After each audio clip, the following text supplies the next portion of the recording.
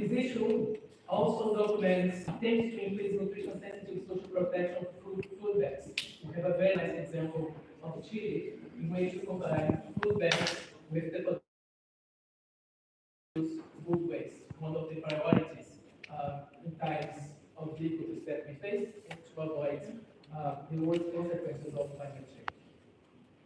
We also have colleagues from the World Bank who also document the experience of the Sahel countries in using social protection to build resilience through regular cash transfers and to make them shock responsive in short hits, particularly in the context of droughts, with a view to avoiding conjunctural food and nutrition insecurity. Examples from Chad, which is a member of the G7+, Mali and Senegal illustrate how countries have implemented systems to achieve these goals. I would like to highlight that these programs are also supported by AFD, the French Federation Agency, and for IDELMA. Setting Felix and Nick Aldous from UNICEF discuss how to build synergies and convergence across nutrition and social protection to address child malnutrition and poverty. Experience from Ethiopia, Nepal, Rwanda, Mozambique, Kenya, Burundi, and Sudan are reviewed in this article. Colleagues from WFP propose a framework to link social protection with health systems to fight the double burden of malnutrition, hunger, and obesity, and reduce food security in Latin American and Caribbean countries. There are also 3 articles looking at school meals. Among the authors, we can find researchers from the Research Consortium for School Health and Nutrition, and also from IFPRI.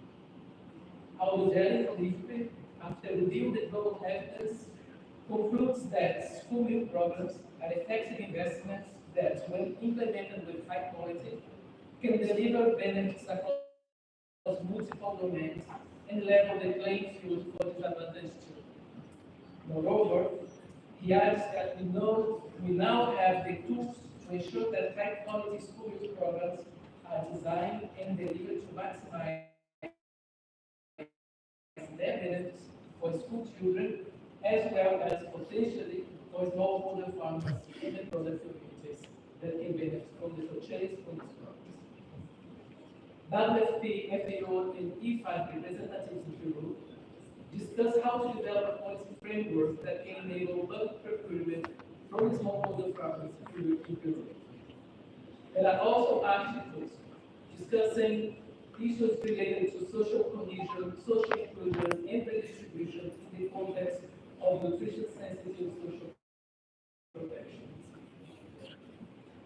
To return to the global initiatives proposed by the Global Task Force on Social Protection for Nutrition, led by Timor-Leste and Chile, and the Global Alliance Against Hunger and Poverty, now created 2022 last year, I would like to highlight the critical paradox that has emerged from several evaluations reported in these policy reports. While cash transfers and food assistance programs often increase food intake and purchasing power, they do not always result in improved food or nutrition security. This disconnect between income security and nutritional well-being, which is vital for health and development, reveals a deeper issue. True success requires that social protection systems not only boost income security, but also ensure access to diverse, nutritious diets, enabling people to thrive and build resilience against shocks. The specificity and focus of the Global Task Force on Social Protection for Nutrition resides precisely in tackling this disconnection by fostering knowledge exchanges, promoting South-South and trilateral cooperation as key mechanisms for strengthening national social protection systems. This will enable these developing countries to share knowledge, innovations, and best practice, mobilize resources, and collaboratively develop context-specific solutions to fight hunger and malnutrition. Moreover, the Global Task Force aims to amplify the least developing countries' voice, highlighting the specific needs and challenges that they face, to ensure that representation in global development dialogues, such as the growth for nutrition that's expressed by France.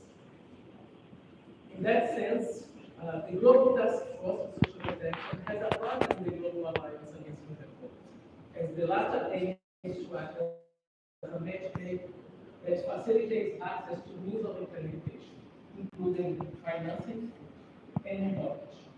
To support programs in the policy basket of the Global Alliance, it is essential to facilitate access to means of implementation, such as funding and knowledge, to support policy program implementation that are part of the policy basket to be supported by the Global Alliance. The Global Alliance Against Hunger and Poverty and the Global Task Force on Social Protection for Nutrition share common goals and can effectively complement one another. The Global Alliance can mobilize sustained political will and facilitate access to financial effective assistance for implementing policy programs related to SDGs 1 and 2. And the Global Task Force can identify best practice, foster mutual learning, and elevate the dialogue on how nutrition-sensitive social protection systems can serve as critical lever to achieve sustainable progress towards SDG 2, particularly in fragile and holistic development goals. By working together, these initiatives can ensure that social protection efforts are more effective, coordinated, and aligned with the specific needs of the most vulnerable countries and communities. I would like to close my remarks by quoting His Excellency President Roosevelt from the foreword that he has written for this policy conference, where he invites us to imagine a future where every person has access to the resources they need to thrive, not just survive. A future where social protection systems are not just safety nets, but springboards propelling people towards greater opportunities and better and fairer world. Thank you very much.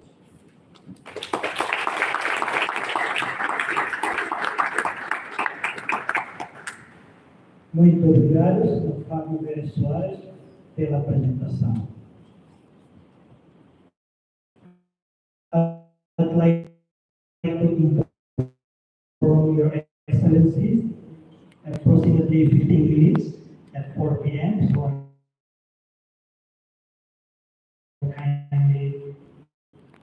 I kindly request your time and understanding to wait for a few minutes.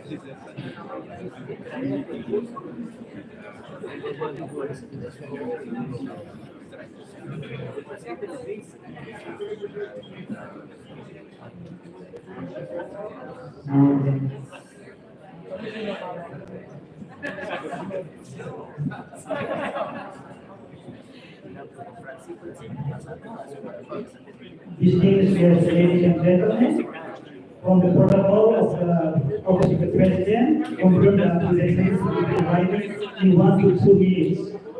So kindly.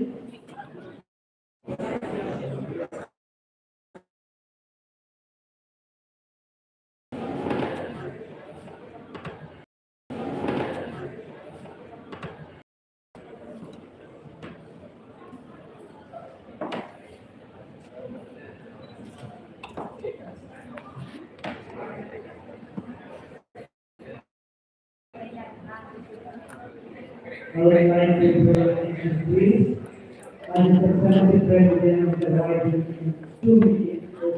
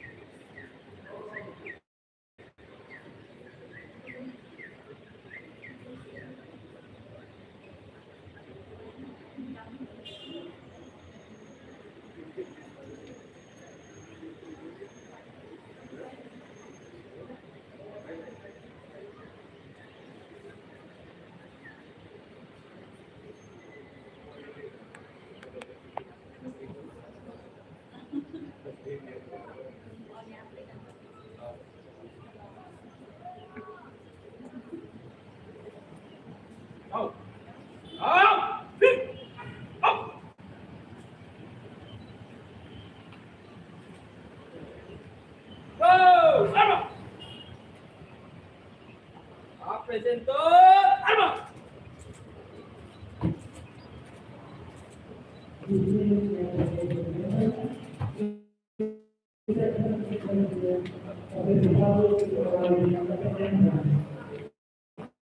So I invite everyone to welcome me.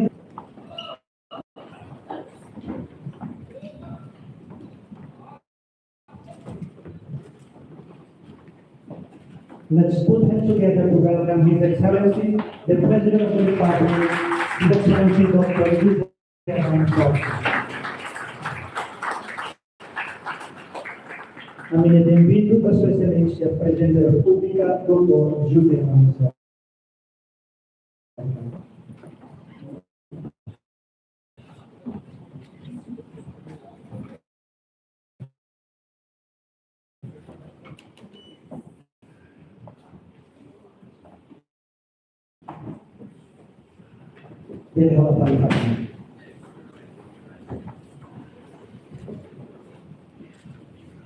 It's my honor to invite His Excellency the President of the Republic, Dr. Jose Antonio, to deliver the closing remark.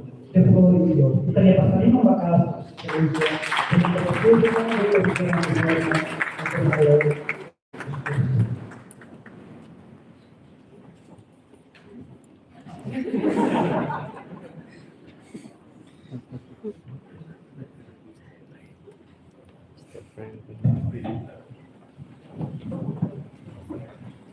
No, there are in the war.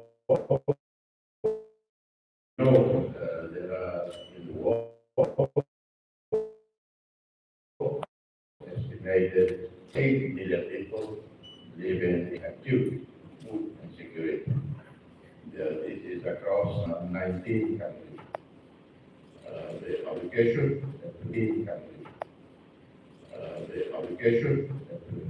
we launched today provides a very good reading analysis, but not only an analysis, but a roadmap, a strategy for action on how integrated social protection systems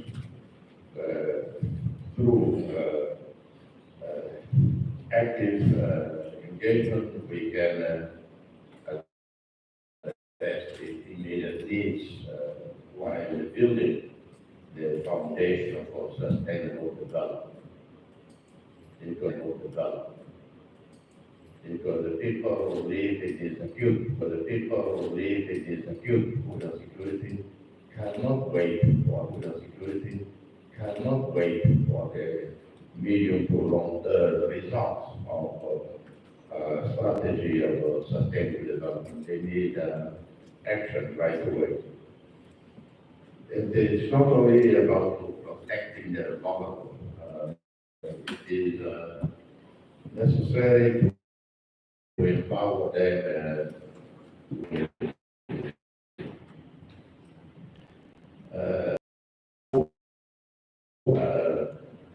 it might be difficult in kind of regional war environment.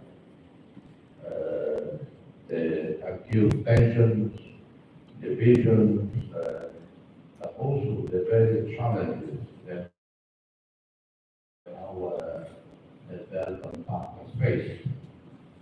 And the challenge development partners face is not only now, it has been going on for many, many years. I remember I was in New York at the time when the first subprime crisis erupted. And during that time, 2008, 9, 10, 11, so many countries came forward and announced an increase in the percentage of their GDP contribution to ODA. If I recall, that was Indonesia. And I remember some countries went up to 5%, still 5%. And all across the world. And UK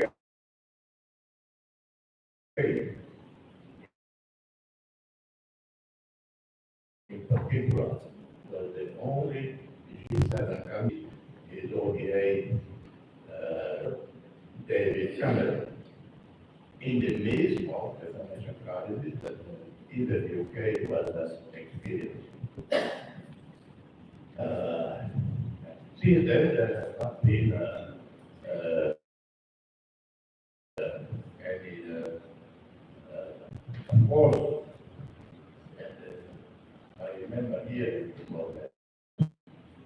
And I was known in the 80s, 90s, the Baltic tiger economy compared with the Southeast Asian tiger economy. Ireland was called the Baltic tiger. In fact, the most part of the world. And I went to the closing of the embassy of Ireland in Timor.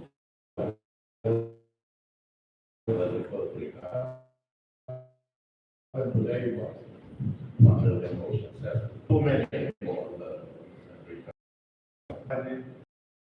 never back to the enthusiasm of the people.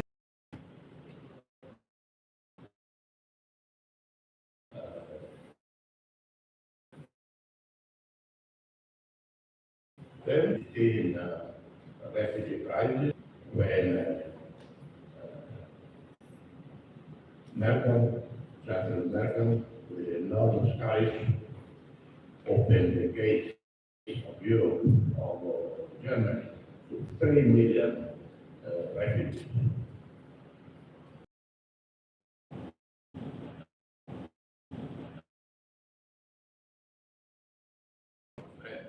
And he did that. So it is with heavy that we call upon you that answer to the control of these under million people, I think under 80